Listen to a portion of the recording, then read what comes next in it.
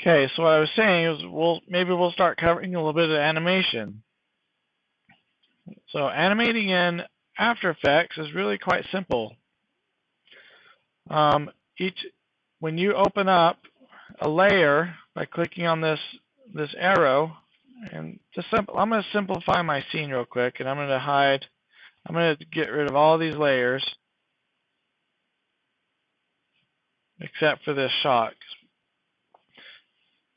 Okay, so if I open this up, I can see my transform. This is what it looks like by default. Then I can open up the transform, and I have these little stopwatch icons.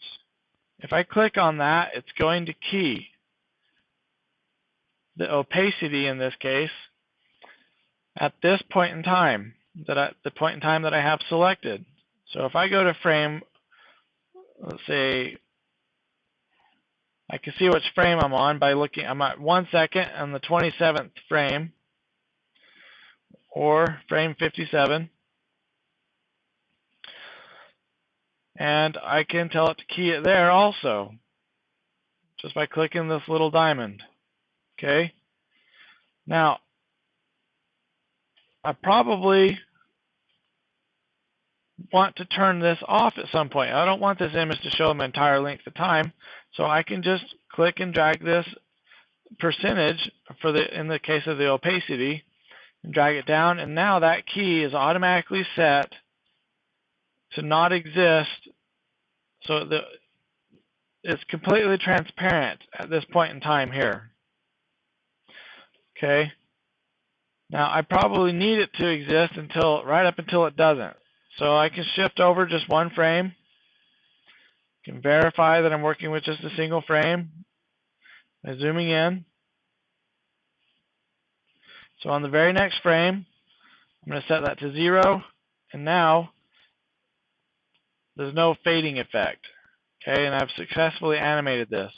You'll notice that because I changed the value, it automatically keys it. Okay, so anytime I change the value, it automatically creates a key, which you can see here in the timeline.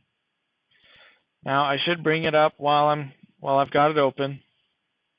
It may be necessary at some point to copy these keys to another area.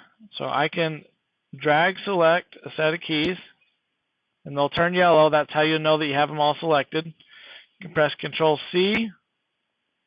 You want to set your time slider to the point in time where you want the first frame to show up.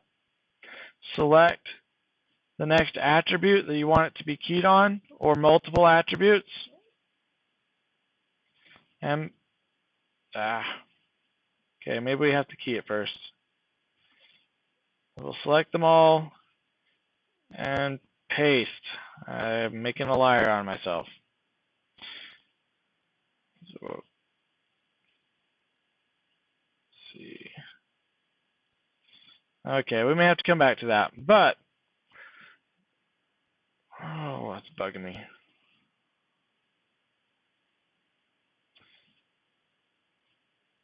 Okay, well, I'll have to come back to that and show you guys that at a later point.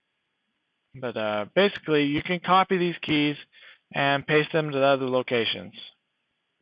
And that can be ultra useful, so you don't have to try to pinpoint the exact same keys for other attributes.